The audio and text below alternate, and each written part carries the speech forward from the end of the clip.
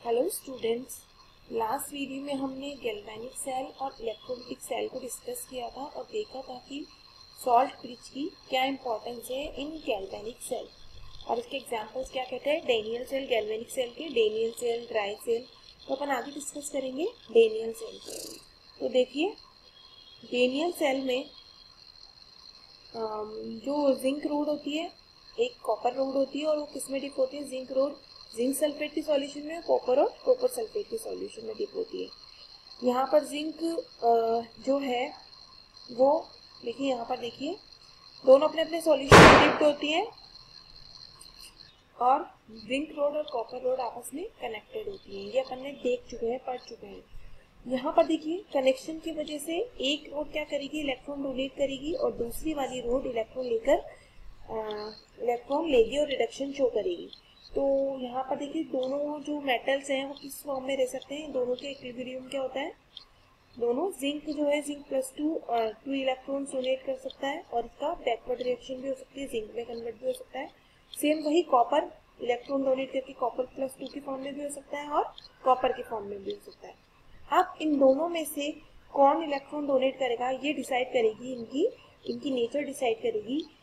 क्योंकि जिंक जो है वो ज़्यादा हायर इलेक्ट्रोपॉजिटिव नेचर का होता है, तो ये क्या करता है? इलेक्ट्रॉन्स लिबरेट करता है। तो इलेक्ट्रोपॉजिटिव नेचर मीन्स कि ये क्या करते हैं? इलेक्ट्रॉन डोनेट करके पॉजिटिव फॉर्म में रहने की टेंडेंसी रखता है।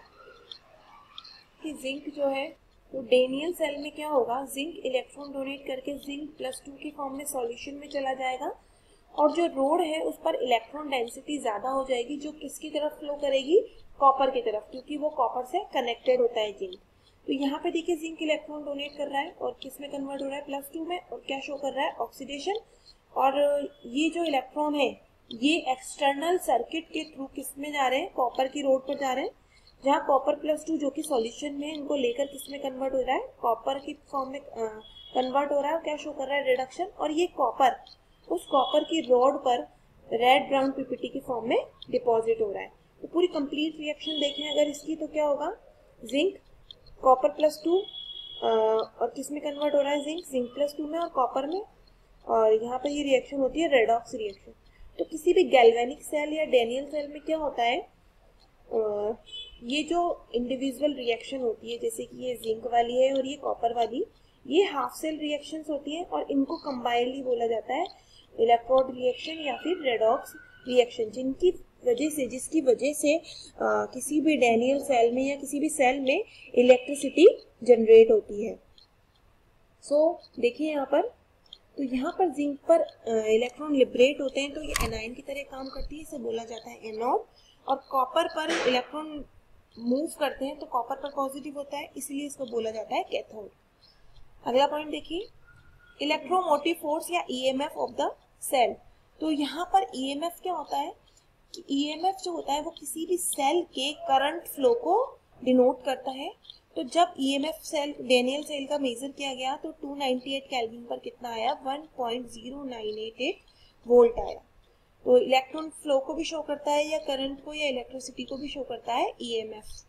अगला देखिए, सेल नोटेशन या सेल रिप्रेजेंटेशन। तो सेल रिएक्शन को किसी भी सेल में कैसे रिप्रेजेंट किया जाता है? तो यहाँ पर देखिए, डेनियल सेल में अपन ने बात करी तो यहाँ पर दो तरह के सेल ले लिए।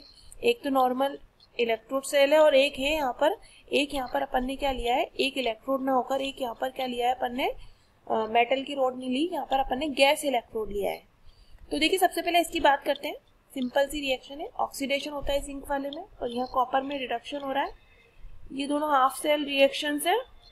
जब किसी सेल को रिप्रेजेंट करना होता है तो हमें ये पता होना चाहिए कि कौन ऑक्सीडेशन शो करेगा और कौन रिडक्शन शो करेगा। तो सबसे पहले अगर मेटल्स ले रखे हैं दोनों, तो दोनों में से कोई एक ऑक्सीडेशन शो करेगा, कोई एक रिडक्शन शो करेगा, और वो डिपेंड करेगा उनकी इलेक्ट्रोपॉजिटिव नेचर पर या इलेक्ट्रोड पोटेंशियल पर।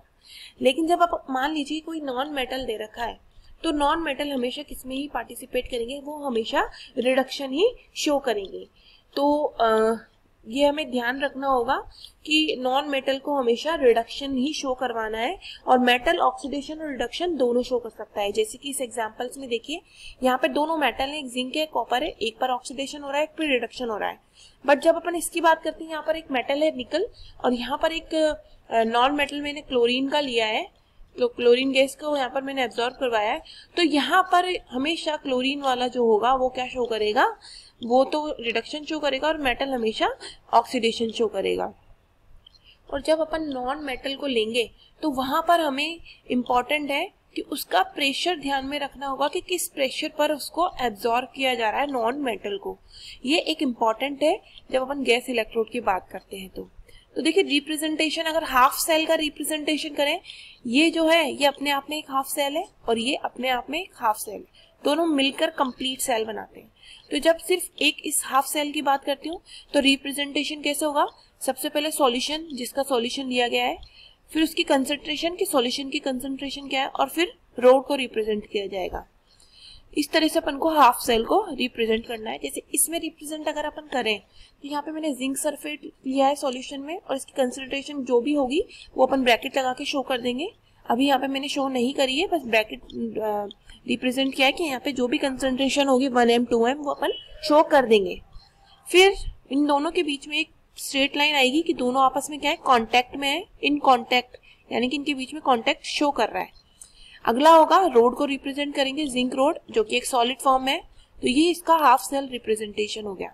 उसी तरह यहाँ देखिए इस वाले में कॉपर सल्फेट लिया, उसकी कंसंट्रेशन और बीच में एक स्ट्रेट लाइन, ये डार्क कर लेना आप लोग, और ये कॉपर इसका सॉलिड आ गया, तो ये हाफ सेल रिप्रेजेंटेशन हुआ।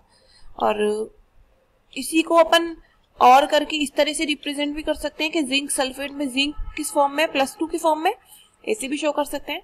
तो सॉल्यूशन को जिंक +2 उसकी कंसंट्रेशन और यहाँ पे जिंक सॉलिड आ गया, उसी तरह से कॉपर +2 उसकी कंसंट्रेशन, यहाँ पे कॉपर सॉलिड आ गया। ठीक है, अब इस वाले में देखिए, इस वाले में मैंने निकल लिया है और यहाँ पे देखिए गैस इलेक्ट्रोड में क्या लिया है, ये सेम चीज मेटल की रॉड है, वो किससे कनेक्टेड है, यहाँ पर मैंने एक प्लेटिनम का वायर लिया क्योंकि क्लोरीन मैंने जब लिया तो वो एक गैसियस फॉर्म में होता है, तो वो एक इलेक्ट्रोड की तरह बिहेव नहीं कर सकता, तो मुझे उसको स्टेबल करने के लिए कोई ना कोई मेटल का यूज में लेना पड़ेगा।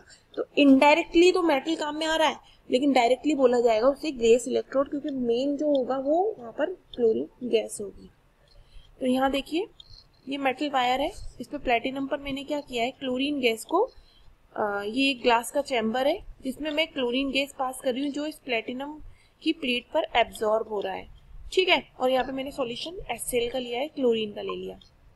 इसका रिप्रेजेंटेशन देखिए मैंने कैसे किया है, निकल +2 जो कि उसकी नॉर्मल मेटल इलेक्ट्रोड है और यहाँ पर इसके सॉल्यूशन की कंसंट्रेशन और यहाँ पर निकल हो गया सॉलिड। फिर अगली हाफ सेल रिएक्शन क्या होगी, यहाँ पे क्लोरीन लिया HCl वाला, उसकी concentration in contact with Cl2। अब Cl2 गैस है तो उसको गैसियस फॉर्म में लिखना पड़ेगा G, और यहाँ पर गैस है तो इसका प्रेशर बताना जरूरी है कि किस प्रेशर से वो एब्जॉर्ब हो रही है प्लेटिनम की प्लेट पर। अगर प्रेशर ज्यादा होगा तो ज्यादा एब्जॉर्ब हो जाएगी, अगर प्रेशर कम होगा तो वो प्रेशर कम हो जाएगी। ठीक है, उसके बाद अब ये क्लोरीन किसके अटैच्ड में, ये प्लेटिनम की, देखिए यहाँ पर ये प्लेटिनम की प्लेट के कांटेक्ट में, तो यहाँ पर इसको शो किया अपन ने कि क्लोरीन गैस जो है वो प्लेटिनम की प्लेट के कांटेक्ट में। तो देखिए यहाँ पर सबसे पहले क्लोरीन जिसकी कंसंट्रेशन अपन ने लिखी, ये क्लोरीन किसके कांटेक्ट में बताया अपन ने, इसको बताया अपन ने क्लोरीन, जो ये रेड कलर की दिख रही होगी आपको, ये गैस है, ये क्लोरीन गैस है, क्लोरीन गैस जिसका गैस और प्रेशर अपन ने मेंशन कर दिया। और ये गैस किसके कांटेक्ट में है, ये प्लेटिनम प्लेट के कांटेक्ट में, तो इसका रिप्रेजेंटेशन क्या हो गया ये। तो ये दोनों तो हाफ सेल रिप्रेजेंटेशन थे। अब जब आप इसका कंप्लीट सेल रिप्रेजेंटेशन करेंगे तो देखिए सबसे पहले जिस पर ऑक्सीडेशन हो रहा है उस कंप्लीट सेल में वो शो करना पड़ेगा, फिर उसके बाद रिडक्शन शो करना पड़ेगा, फिर उसके बाद बीच में इन दोनों के बीच में सॉल्ट ब्रिज को बताना पड़ेगा। सॉल्ट ब्रिज बताना जरूरी है, अगर सॉल्ट ब्रिज नहीं बताएंगे तो सेल काम नहीं करेगा। ठीक है, तो जब अपन कंप्लीट सेल रिप्रेजेंटेशन करते हैं तो अपना रिप्रेजेंटेशन का तरीका क्या होता है, मैं किस मैनर में करेंगे, सबसे पहले रॉड लिखते हैं, फिर सॉल्यूशन लिखते हैं, फिर इन कांटेक्ट विथ दूसरे वाले सॉल्यूशन के बारे में बताएंगे, फिर दूसरी वाली रोड। ये सॉल्ट ब्रिज का साइन है, ये जो मैंने दो स्ट्रेट लाइन शो करी है ये सॉल्ट ब्रिज का साइन है, जो शो कर रहा है कि ये एक लाइन इसके भी कांटेक्ट में है सॉल्ट ब्रिज और इसके भी कांटेक्ट में है। ठीक है, तो देखिए अगर जिंक वाले की बात करें तो जिंक रोड जो है, तो देखिए जिंक वाला जो अपना मेटल था, जो सेल था उसकी रिप्रेजेंटेशन देखिए। सबसे पहले जिंक रोड को शो किया है अपन ने, then in contact with zinc sulphate solution. अब जिंक सल्फेट सॉल्यूशन किसके कांटेक्ट में है? सॉल्ट ब्रिज के, तो सॉल्ट ब्रिज। फिर सॉल्ट ब्रिज किसके कांटेक्ट में है? वो कॉपर सल्फेट के कांटेक्ट में है। देन कॉपर सल्फेट किसके कांटेक्ट में है? यहाँ पर कॉपर के रोड के। तो यहाँ देखिए ये अपना सेल था, तो यहाँ पे क्या हुआ? जिंक रोड किसके कांटेक्ट में है? जिंक सल्फेट के सॉल्यूशन के कांटेक्ट में। ये जिंक सल्फेट सॉल्यूशन इस सॉल्ट ब्रिज के कांटेक्ट में, ये सॉल्ट ब्रिज इस कॉपर सल्फेट के सॉल्यूशन के कांटेक्ट में, और ये कॉपर सल्फेट किसके कांटेक्ट में है? ये कॉपर सल्फेट इस सॉल्यूशन के कांटेक्ट में है। ठीक है, अब अगला देखिए इस क्लोरीन वाले को गैस इलेक्ट्रोड को कैसे रिप्रेजेंट किया है। सबसे पहले निकल की रोड जो कि किसके सिंगल लाइन मतलब इन कांटेक्ट विद निकल सल्फेट सॉल्यूशन। अब ये निकल सल्फेट का जो सॉल्यूशन है वो किसके कांटेक्ट में है? सॉल्ट ब्रिज के कांटेक्ट में। और ये सॉल्ट ब्रिज किसके कांटेक्ट में है? ये क्लोरीन के सॉल्यूशन के कांटेक्ट में है। अब ये क्लोरीन का सॉल्यूशन किसके कांटेक्ट में? क्लोरीन गैस के सॉल्यूशन क्लोरीन गैस के कांटेक्ट में है, जिसका अपन ने प्रेशर मेंशन कर दिया है। और ये क्लोरीन गैस किसके कांटेक्ट में है? प्लेटिनम के कांटेक्ट में।